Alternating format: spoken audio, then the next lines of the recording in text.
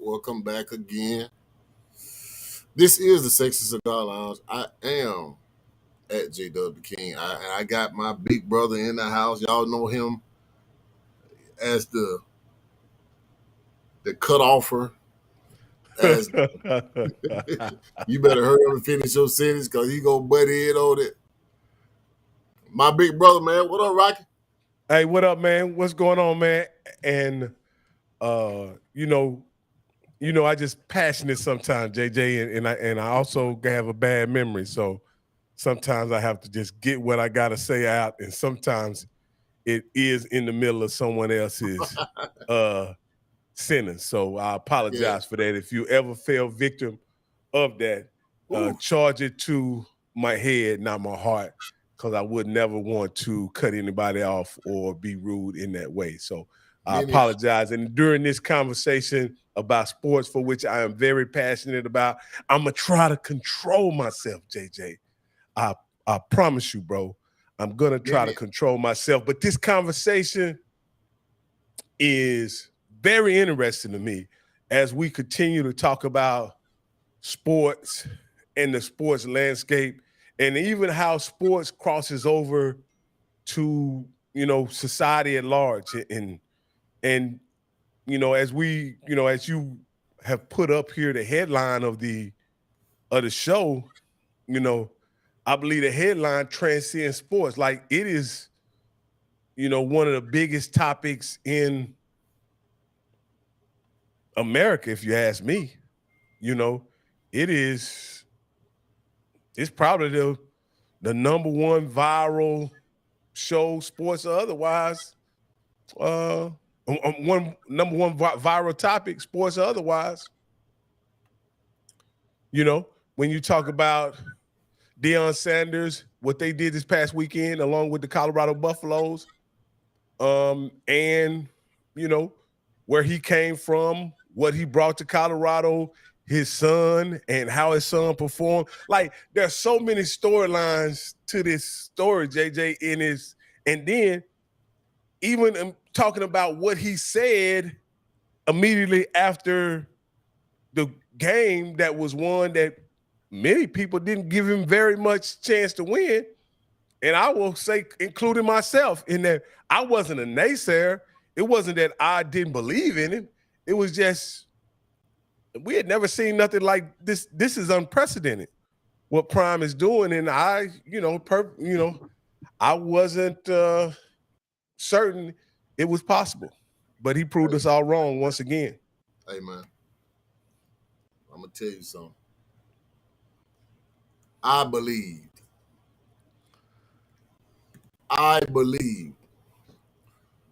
Mr. Primetime, I believe in you, bro. It was a bunch of naysayers, bro. It was a bunch of people doubting you. But I believe. But Rocky, we're gonna have some fun facts, man. In a little bit. I want to go down some new things that have happened that I think that the world needs to know about Deion Sanders and what's really going on in college football right now. Let's just be honest, man. College sports has never seen a coach like this. Whether it's football, basketball, baseball, college sports has never seen anything like this, bro. I will say this. I will say there's been some personalities in major college sports before. Nothing quite like this, though, JJ. Nothing quite like this. When you talk about, from the route he took to get here to, anyway. Bro, I'm gonna tell you something, bro. Let's go down a couple of stats on yeah, baby. Shedeur Sanders made history. No. I'm good. I'm good, baby. Rocky All right. Rocky on Bye-bye. Rocky don't know how to go on mute when he talking, y'all. But the kid threw for 500 yards. They categorize him as an HBCU quarterback, bro. And let's just be honest, bro. Some of this stuff is racial too. I mean, there's a lot of racism that's playing along with this whole situation, bro. The great Nick Saban has been the face of college football for the past how many years now, Rob? Ever since really 2007, when he went to Alabama, but for sure 2008, 2009 when he started being successful. So yeah. So the it's better really part been, of 15 years, I'd say that. yeah. I mean, but this is my thing, bro. I watch Mad Dog. You ever watch Mad Dog? Yeah. Mad Dog Russo. Yeah, Mad Dog Russo. This is what he said, bro. That kind of brings that racism in, bro. That people really don't see. They don't witness it, but it's really a real serious racism going on. All right, so he said he was tired of the Deion Sanders hype, bro. He said that he was tired of the Deion Sanders hype. Why would you be tired of the Deion Sanders hype, bro? Why? Well, And not just that. What my man name is for game day? Lee. What's his name? Lee Corso. Lee Corso, bro. All these people are trying to put a black man back in a box, bro. Let's just be honest, man. Do your homework on Lee Corso right now, bro. You know what I'm saying? He felt like Deion Sanders was unprofessional, and he confronted a reporter about something that he wrote that Deion Sanders didn't like. People got to understand that if you're a black man struggling through this world, do you know how many naysayers Deion Sanders had to deal with his whole life, bro? Well, JJ, of course, being a black man, I certainly know. But I want to bring up something, JJ, and this is something that I was just pondering on today, and I started kind of like jotting things down, right? And I often, because I'm a fair guy. I fashion myself on being a fair guy, and sometimes, I think race is injected into things sometimes, and then sometimes I think people sometimes understate the race aspect of a story. But in this situation with Deion Sanders, this is where I find where it particularly problematic with when people criticize Deion Sanders, in particular the comment he made about people not wanting to see him successful as a black man leading a black sport that's played by 75% black young men and stuff like that. And this is what the issue, and tell me what you think about this, JJ. I came up with, we all can agree that prime time is special, right? He's special. He was special as an athlete, as a college athlete. He was special as a professional athlete. He was special as a broadcaster, right? He proved to be special as a FCS coach. And now just 1 week on the job, it seems that he's going to be special even at a head coach at a Power 5 school, right? Right? We can draw that conclusion that he's special. He's done whether it's playing in the World Series and a major in the MLB World Series and the NFL football game all in the same weekend, Yes, sir. or whether it's him being batting 500 in the World Series, or whether it's him locking down Jerry Rice or Michael Irvin in a playoff game, right? He's proven that he is special. And this is my biggest issue with people complaining about Deion Sanders.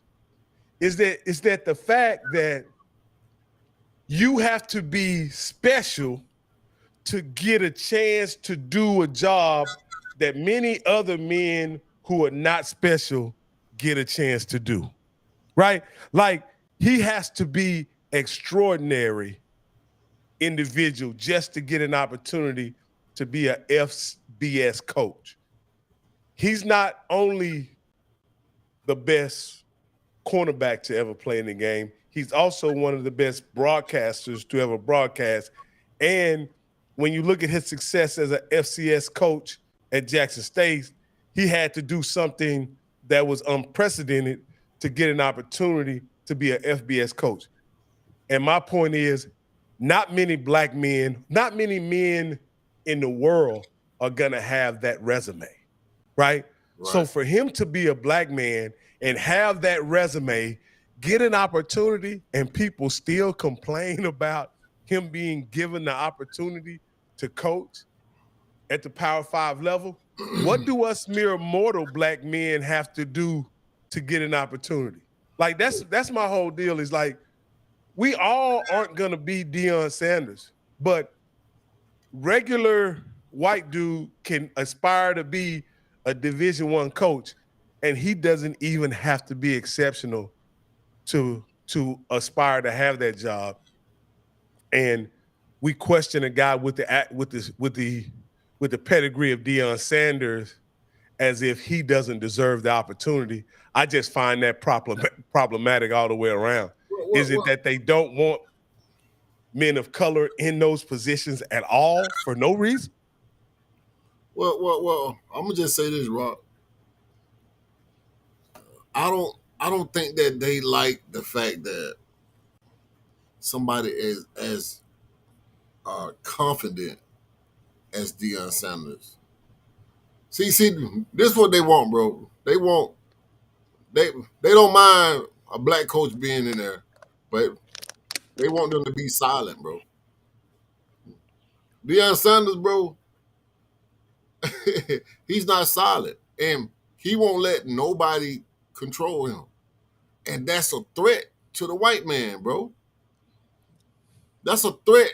That's a threat to the white man. And let's just start with this, bro.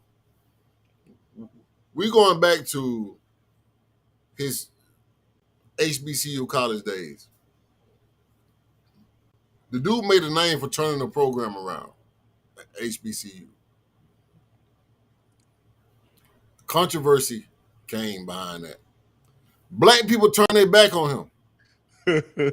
I was just going to Black say that. People turned their back on Deion Sanders, bro. Let's be clear. Black people turned their back on Deion Sanders. You know, that's what I found problematic about the whole situation, JJ, is that you couldn't find, even amongst the HBCU community, they didn't want him to have a measure of success at Jackson State while he was there, truth be told. Go ahead. I'm sorry for interrupting. Well, let's just say this right here, bro. I can understand the hurt behind him leaving because they felt a sense of community when he was there. No, they didn't. See, I seen people hating on him from the day he took the job at Jackson State. These are HBCU people who hated on him from the very first day he took the job at Jackson State. Let's be clear about this then. If that's the case, bro, Deion Sanders is a superstar, bro. Don't nobody want to feel like they're being outshined, bro. You know what I'm saying? But we're gonna move on to Colorado, right? The man been talking, the man been telling y'all what he capable of We doing. coming. Exactly. So now he got his son there, right? That people tried to put in a box. This kid been getting NIL deals. This kid been hey Rock, did you know that his son NIL deals went up $2 million after Saturday? I can believe that. Did you know that, Rock? Did you No, know I that did. I did know that. you got to do your homework on that, Rock? Did you know that this game that's coming up has sold more tickets than any NFL first season game? Did you know that, Rock? Yeah. I knew that it has the highest average resale ticket price so far of any game this football season. Rock. The entry level ticket price at this point for that game, the entry level ticket price is $321. You can't find a ticket. I thought it was $400, but it may be. That was yesterday. It may have moved up to $400, but it was $321 yesterday. Man, shout out it could be well over $400 as kickoff is approaching. Yeah, man. Shout out to DW, Hobo, Chauncey, the GOAT. Shout out to all y'all, man. We got Drew in the building, man. But Rob, this is what I don't like about this, bro. They are mad that the man is calling out people that were, doubting his ability to even win a game. But then I'm gonna tell you what happens, right? This is what they all said. It ain't no way he's gonna beat TCU. You right, DW.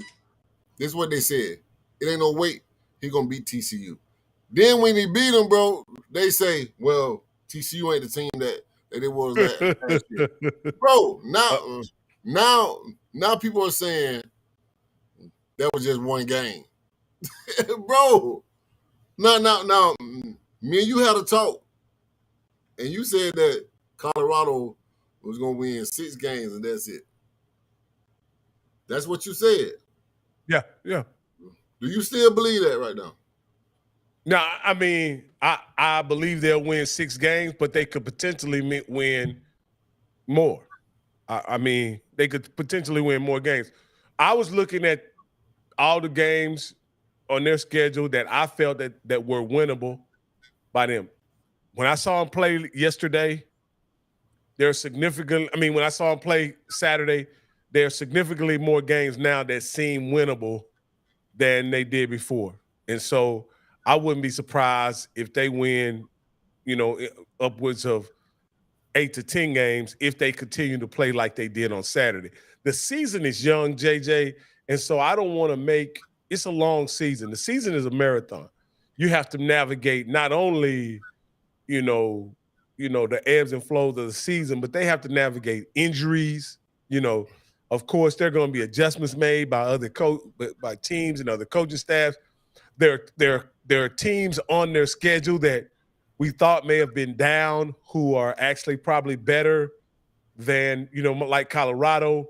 They're probably better than they were expected to be. So I'm willing to sit back and let the season unfold and really just enjoy it, understanding Prime is gonna have success this year, and I hope him and his team is able to get to a bowl game. But I'm gonna enjoy it week by week. I'm not gonna make any sweeping indictments on what they're gonna do. Again, they have 86 brand new players. And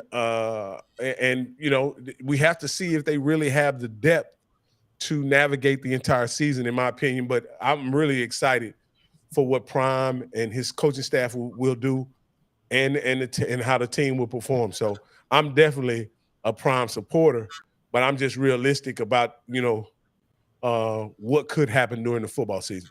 Man, I'm gonna say this right here, man, and see, Rock, this is when I'm gonna get pissed off at people, right? Cause that mentality right there, bro, is not the same mentality that y'all have for Alabama or Georgia, bro. That mentality, bro, Rock. We about to get into it.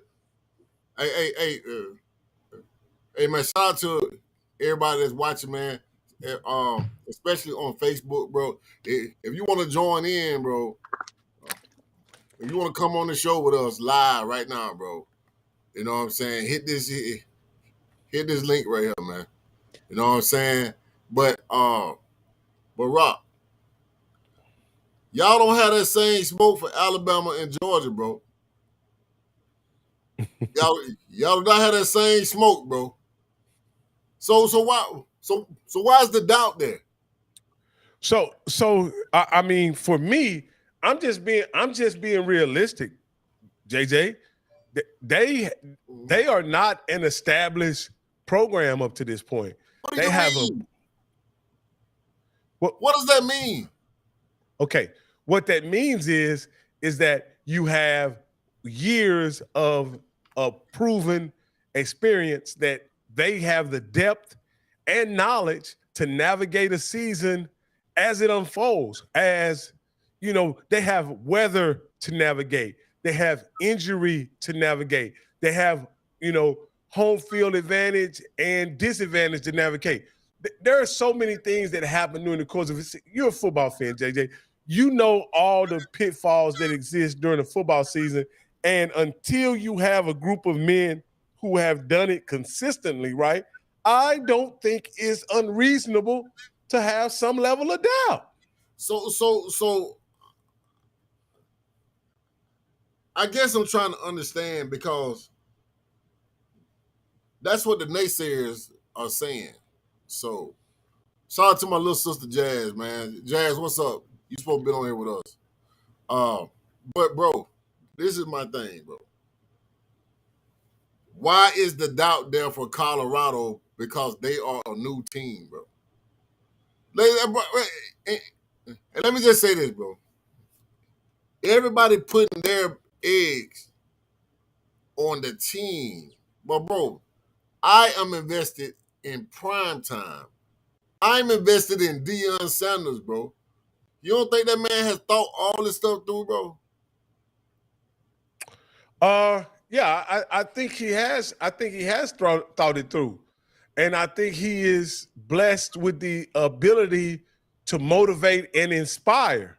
But at the same time, he is limited in what he has at his disposal as a players. He doesn't have 4 years of recruiting classes at his disposal. He doesn't have, 4 and 5 years of blue chips and 5 and 4 star players that he's brought in and have worked under his system several years. He don't need all that, Rock. Oh, okay. All right. Hey, all right. What up, JJ? What up, JJ? What's up? What up, Rock? What up, babe? What's going on? Hey, Rock, I just want to jump in real quick. So, did you watch the game Saturday? Yeah. So, they had 4 receivers with over 100 yards receiving. 4 receivers. They running back had 3 touchdowns. You won't get any. They had a. Okay, just take this in consideration, Drew. That's just one game.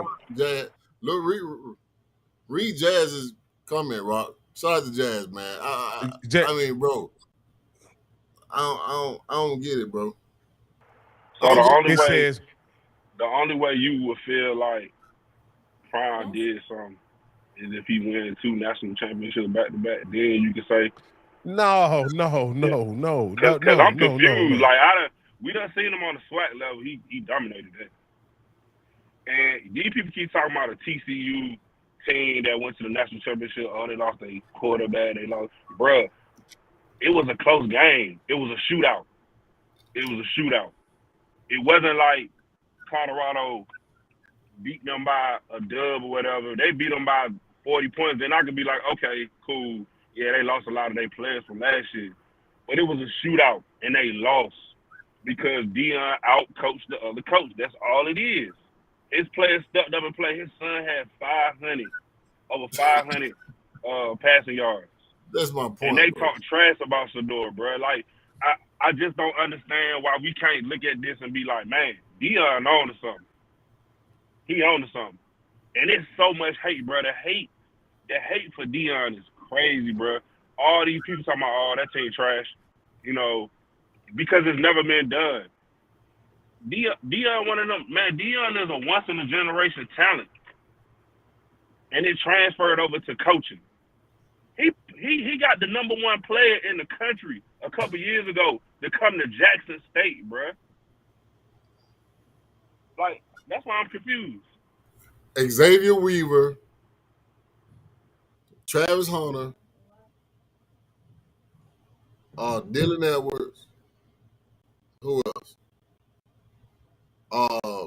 Jimmy Horn Jr. Jimmy Horn Jr. Bro, Shedeur Sanders. Then you got the backfield. You got my man that came from Jackson with him, bro. This is last year.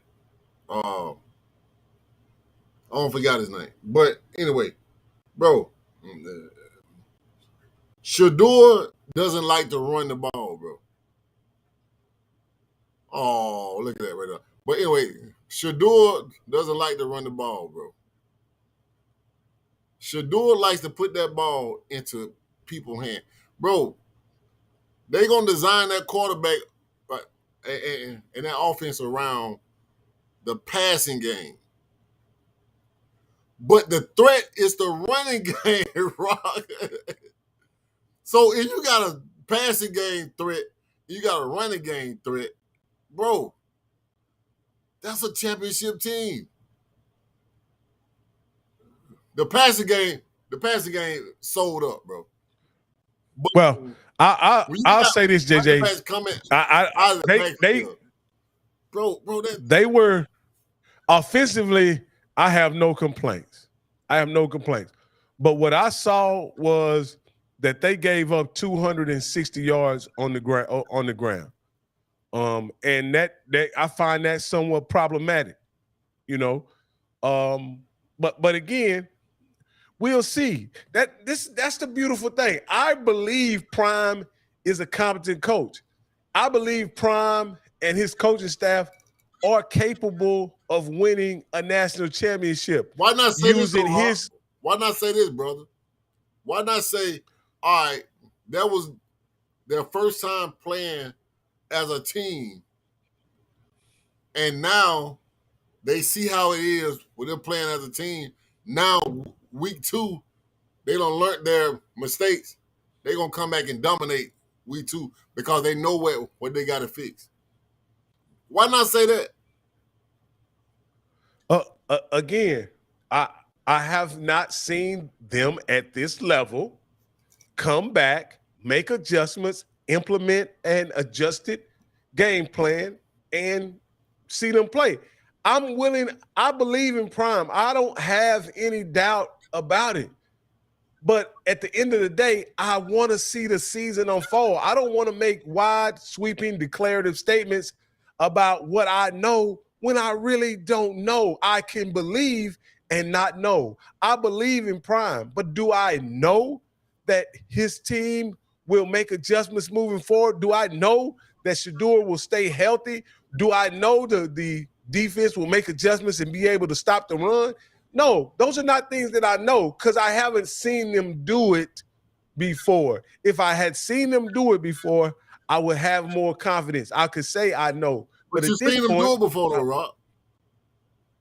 When? At Jackson. He was never in that type of game at Jackson State. How you He was never in that type of game. No. There's no game championship where his game he defense. was. There's no game where his defense, while he was at Jackson State, gave up 40 points. I'd never seen that while he was at Jackson State. Bro, I thought you was talking about the offense, bro. No. I have full confidence in the offense, JJ.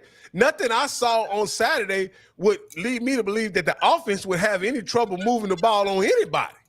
But we know that the damn offense could put up points. We know that part, right? Absolutely. So if we know that the offense can put up points, the defense can be worked on. I believe that. And you don't think that playing this game and making adjustments for Nebraska. Matter of fact, what's your prediction on this Nebraska game? I think they're going to win the game, and I believe they're going to win it convincingly. Okay. That's what I believe. Okay. Based on, but I also got a chance to see Nebraska play. I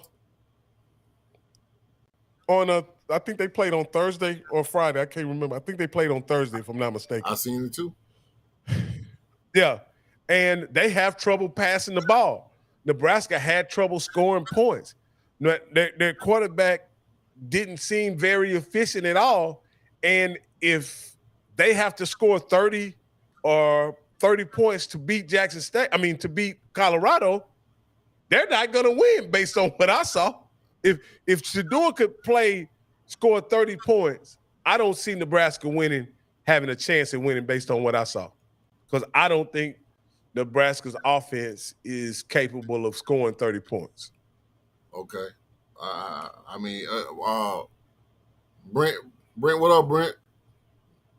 You that my brother? Yeah, that's him. Oh, yeah. He having technical difficulties. But this is my thing, bro. The defense gave up a bunch of yards, right? But let's just be honest. TCU offense wasn't weak though. No, not at all. Bro. TCU offensive line had some big boys, and they was running. They was running them boys, bro. They weren't passing the ball. They was running the ball.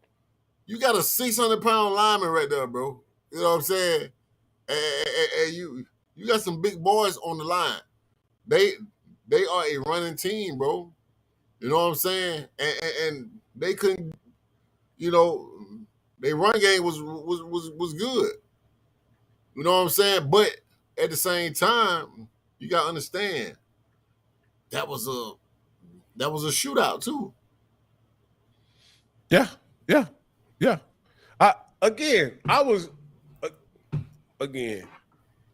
Did I hope Primetime was going to win Saturday? I sure hope they did, and I told you this.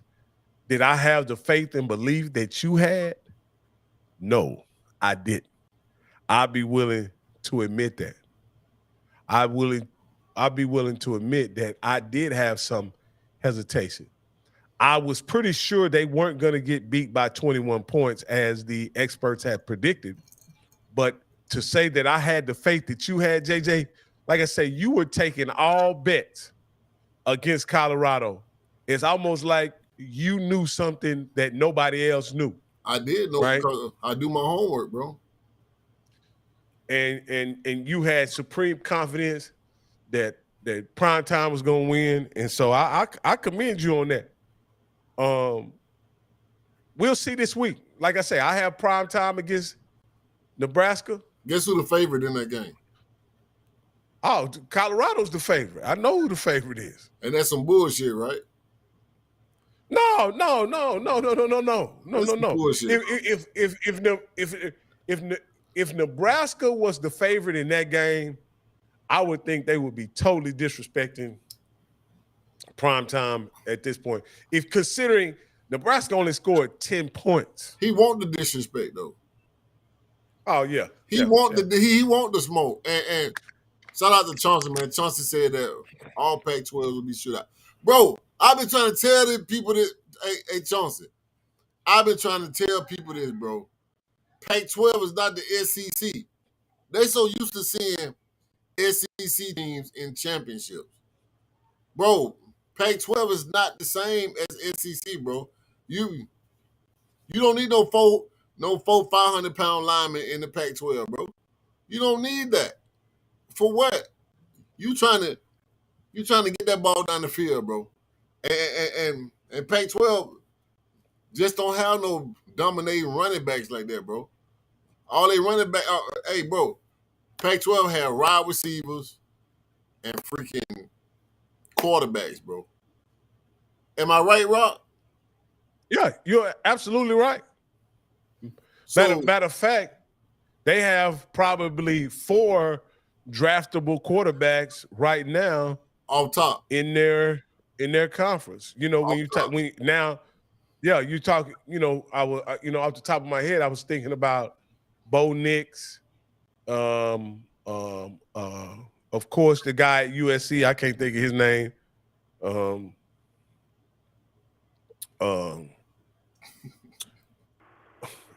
You talking about Caleb Williams? man, Yeah, Caleb Williams. Man, I couldn't think about him. There's a guy at Washington, I believe. Washington. There's a guy at Washington, and then of course Shador. They have 4 quarterbacks that are draftable, and people are talking about 3 of those guys going in the first round. I just heard yesterday, or earlier today, my bad. I just heard earlier today where people said that there are NFL general managers who are projecting Shador as a first-round pick, and that's the first time that I've ever heard that they're projecting him as a first-round pick. They gonna want him on their team, bro. They gonna either be Shador or Travis, bro. Bro, I'm gonna tell you, dog. I mean, let's just be clear. Travis Hunter played 140 some snaps, dog. And Travis not human. And that nigga not human, bro. At the end of the game, bro, he didn't look like he broke a sweat. Bro, yeah, that is some serious stuff, bro. That man not human, bro. He not at all, bro. Yeah, he played. I'm with you guys. He played like a mutant on Saturday to play 140 snaps in 108-degree weather, catch 11 balls, made an interception. I mean, he played like a mutant, and just okay. This is what I also want to put into context as well. People may not understand the fact that this was their first game of the season, and they were on the road. They were on the road. Bro, they were in hostile territory. I wanted to say that, bro. But you know, I didn't even get the moment to say that, bro. They won on the road, bro. They won on the road, bro. That is something that we need to really, really, really dive into, bro. They won on the road, so they're gonna be playing at home this week, bro. You got people like Mad Dog Russo, bro. Mad Dog Russo, you're an idiot. Lee Corso, you're an idiot. All these reporters talking about this is just the first game. Let's not, you know what I'm saying, give Colorado. Why not, bro? Why not, Rock? Why not? Man, those guys have been prime naysayers probably since he was in the NFL. You know what I mean? They are turned off by his brashness, his bravado, his confidence, his swagger, the way he doesn't conform to the norm or you got to understand when guys were saying shut up and play, Prime was talking his talk, walking his walk. When people were saying you need to score a touchdown and hand the ball to the referee and act like you've been there before, Prime had his own signature dance, right? When people were saying all players need to look alike and be in uniform, Prime was wearing bandanas. And a neck band and not putting his gloves, not putting his gloves together and all that. So you got to understand, Prime has been, walking to the beat of his own drum for so long that there are a lot of guys who have always spoke against him, spoke against the way he did things, but you could not argue with the level of success he has. And it's still the situation today is that he's such a big personality and he's also a huge success at anything that he takes on, man. And I just think he has haters that want to see him fail. And at every challenge this guy takes on, they want to see him fail. And he fortunately succeeds at the highest level, regardless of what people think of him, the way he does things. Hey, Rock, and this is another thing that people have to understand. People was questioning his son playing in the Pac-12. And a lot of people, a lot of y'all guys that's in the sexy cigar lounge were saying, well, that's a whole nother, you know what I'm saying, league right there, man. It's a difference, man. He ain't gonna be able to do that, bro. Then you got the reporters calling him an HBCU quarterback. Then you got a couple of ex-Colorado players that entered the transport portal that thought that he was favoritism because that's his son. Bro, the man put up numbers Colorado never seen before in their life, bro. School records. How many school records he broke? 3? Yeah. He broke Cordell Stewart record. Yeah, the first game. Like 3 or 4. The first game, bro. They said Shador threw more touchdowns than yards than Colorado had in 3 games last year. he did it in 1 game. Rocky, come on, man. I mean, like I say, there's nothing you can say negative about Shador. He threw for 510 yards, 4 touchdowns, no interceptions, distributed the ball to 4 wide receivers, 4 receivers that had over 100 yards. You can't say nothing. Now, you could nitpick and say, well, he threw, over 300 yards was yak yards, right? But I always say this. The more accurate a quarterback is, the more yak yards a receiver is going to have. An accurate ball is going to give the receiver the opportunity to have run after the catch. So I think you can even attribute that 300 yards of run after catch yards to Shador. Like I say, I watched just about every game Shador played at Jackson State. And this ain't no lie. It literally looked like every other game he played against Alabama A&M, Alabama State, Southern, Mississippi Valley, Prairie View, Texas State, FAMU, you name it. He looked just like it did against all them other schools. It seemed that TCU, the national championship runner-up, was having the same problem the SWAC schools was having. So I'm not gonna. You can say what you want to about level of competition, whatever. But he made them look the same way the SWAC looked, and so at this point, I see no difference in the level of competition based on Shador's performance. He did what he did, And matter of fact, he did it at a much higher level and against what no one can argue there, much stiffer competition, And you also got to understand, bro, that Shador is a mild-tempered young man. he don't let nothing get him, you know what I'm saying, showing any emotion, bro. This dude is a star, bro. He's a star, bro. Like Yeah. Travis Hunter's a star, bro. And you know what? People throw up these injuries and stuff, bro. Bro, don't nobody say nothing about Alabama when they got injured. Why? Because they got so many 5-star players.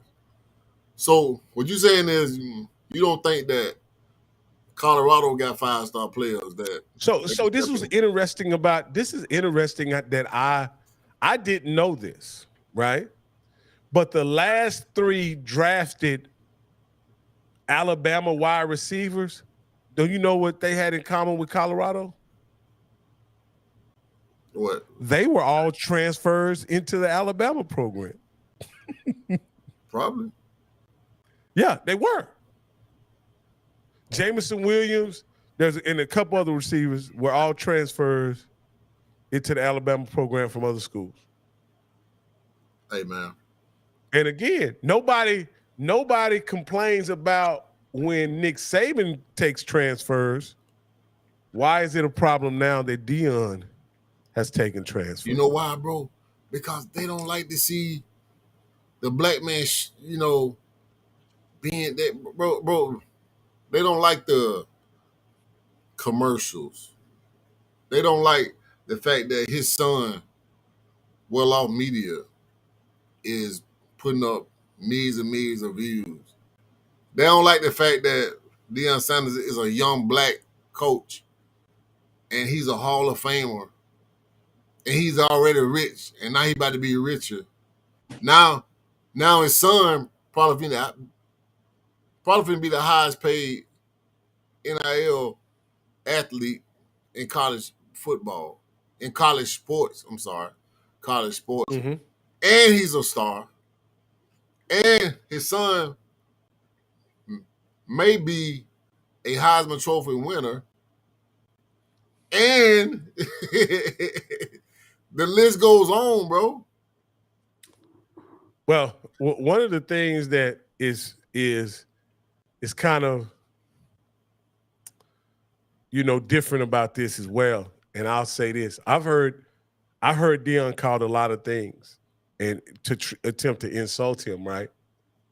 But a talk show host called him doing his impression of LeVar.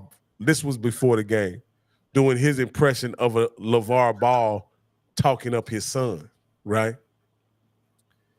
And my point in saying that is that I don't think Deion would consider him doing an impression of LeVar Ball as a insult, because LeVar Ball got 2 of his sons drafted into the NBA as the number 2 overall picks. You know what I mean? And that, by any measure, any father would consider that a success. I mean, bro, people are gonna match him up against anything that's weird. Anything that's weird, anything that's out of place, anything that's too much, anything that they feel Negro shouldn't do, bro. That's where they're gonna put him in that lane, bro. And the thing about it is, man, the man not only is a coach, but he leads these young men, and he has their mind, bro. He has their mind. He understands, Rock. You got to get people on your team mentally before they can be physically on your team, bro. And his coaching staff is is top notch. Brett Bartolone, Sean Sean Lewis, bro. Alabama's ex-defensive coordinator. And bro, these people are top notch, bro. These people are top notch, and they believe in this man. So, bro, you gotta understand. It's not only Deion that's doing this, bro. He has built a army of people to be able to groom these young men and to train killers, bro. And I'm gonna tell y'all something. This is what's so magic about this, right? Do you see that they line a defensive lineman in the backfield to to uh block Oh, he block on the goal line. Savion Wilkerson. Yeah. Bro, tell me that ain't genius, bro.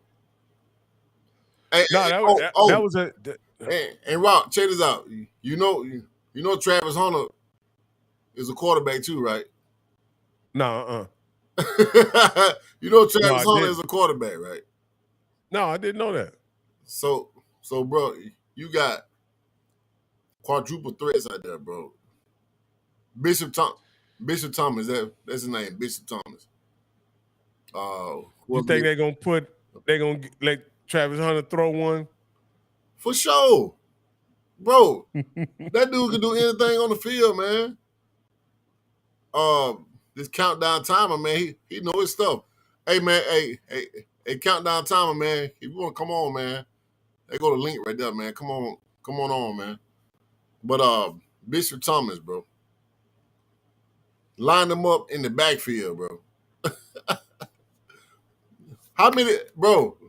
You seen that back in the early '80s with Refrigerator Perry lining up in the backfield, bro. They don't do that no more.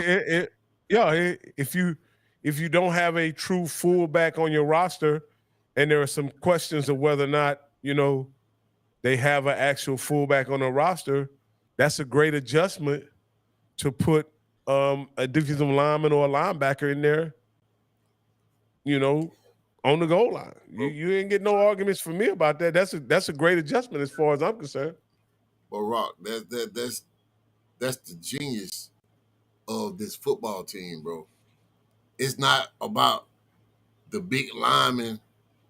It's not about the defensive lineman that's big, bro. It's about outsmarting the opponent, bro.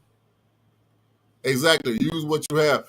Whoever the countdown time is, man. I like this guy, man. But it's all about using what you have, bro.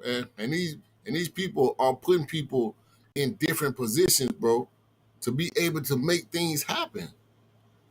And that's what you do as a team. Am I right, Rob? Yeah, definitely. Those are the kind of adjustments that you make as a team that put your team in the best position to win. You use what you have, as Cal Timer stated in the chat. You use what you have. Again, I'm really looking forward to this Nebraska game. I have the point spread is at this point 3.5. Yep. I definitely I'm going to take Colorado to cover the 3.5. And I really, I can't wait till they post the fantasy numbers, because I really want to see how many yards that they think Shedeur Sanders is going to pass for. I think he'll probably pass for over 300 yards again, in my opinion. But I agree. Yeah. I I don't know, man. Like I say, I saw Nebraska. They weren't very effective in the run game the other day against Minnesota. They certainly weren't effective in the pass game. I see them struggling mightily against Colorado, and I just didn't see anything on their defensive side that I think they could slow Shedeur, those 4 wide receivers down. I don't see anything that they have any chance of slowing that down. Me neither, bro. Drew, you there, Drew? Drew there? Yeah, I'm in here, bro. Man, what you think about this whole situation, bro? Man, I don't know. I think it's crazy. I think the hate was crazy, but I kind of expected it, or I kind of knew it was gonna happen. I just didn't know it was gonna be at Right. this level. You know what I'm saying? And then it was like I'm watching the game, and I'm like, boy, these boys came to play. And I was like, but you can't sleep on TCU because they still a good team. You know what I'm saying? But them interceptions by Travis, Shador just stepping up in the pocket and just dropping that ball right in people's hands for the end zone, and then the running back, man, it went TCU couldn't do nothing with him, man. It was just, even though like Rock said they My gave Dylan up Edwards. 200 or something, yeah, Dylan Edwards.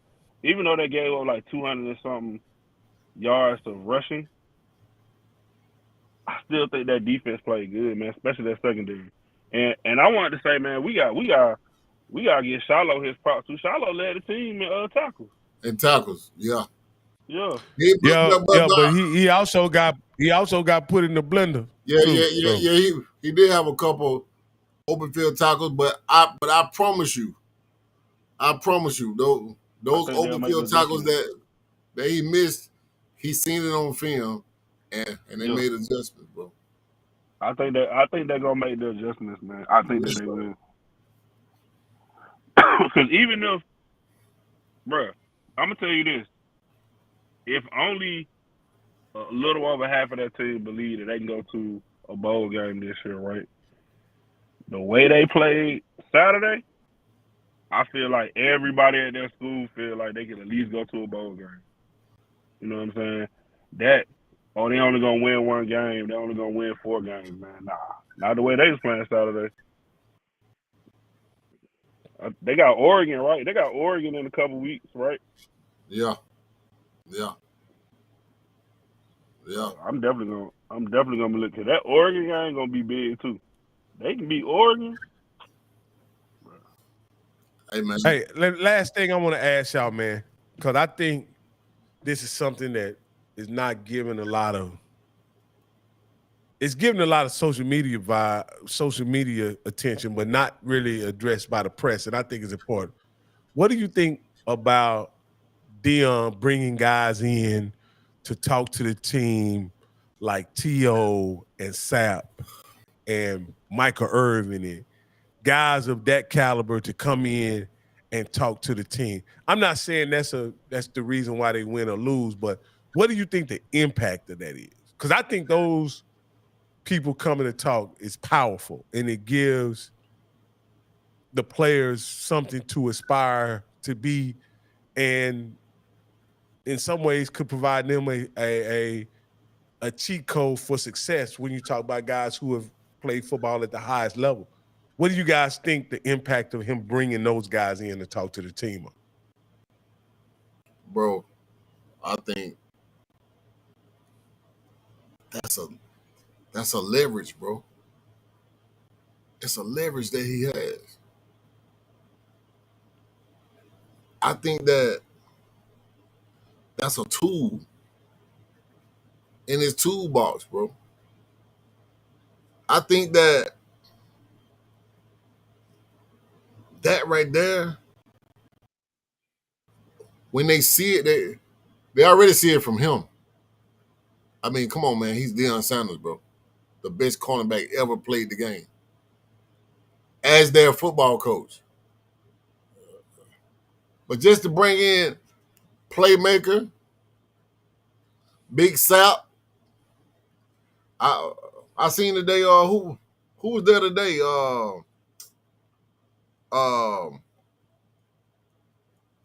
What my man name is that played for the Saints? He played for Alabama too. Running back. Mark Ingram. Mark Ingram was there today.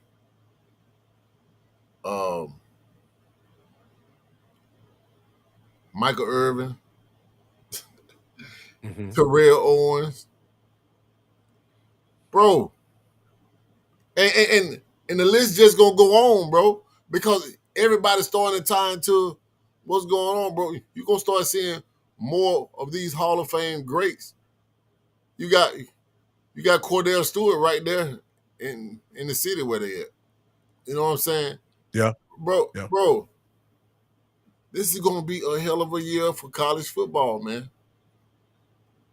And this is what gonna bring the game back, bro. Hey, after this right here, bro, college football will never be the same, bro. It will never be the same, bro. Man, I know it's time for us to get out of here, but at some point, I would hope that we could discuss, will the success of Prime lead to more opportunities for black coaches? I know that's too much of a topic for us to take on right now after we done talked about this, but I definitely like to take on this. And I also like to have this conversation, but I'll tease it out a little bit, but I want to have a conversation at some point. Has Prime done more for black culture with this one win at Colorado than he did in the entire 2 years at Jackson State? Like, when you talk about the Yes, volume of media coverage that he has received for just this one win, has he outshined the entire 2 years that he was at Jackson State? yes. And all the things that he did, has he done more for black culture in just this week? I really like to unpack this conversation. I have a lot of thoughts about that. Maybe we can have that on our next show, JJ, man. But I love anytime we get together and have these conversations, man. I appreciate always coming on the platform, talking sports, man. And till next time, my brother. I want to get old countdown, man. You need to hit us up, man. We want to get you on the show, man. Drew, you there, brother? Oh, Drew gone. Hey, man, check this out, man. I appreciate everybody tuning in, man. We gotta have a show about that, bro, because that right there is what I've been hearing a lot about Rock, about the impact that he's making and he's opening up doors instead of the good old boy system that they've been using. I think he's finna open up more doors for more black coaches that's coming out of HBCUs or whatever to go into these Power Five colleges and make money, man. So we gonna definitely talk about that, man. But man, I appreciate you coming on as usual, bro. You know what I'm saying? Shout out to everybody that's watching, man, and stay tuned for the next one, man. Peace.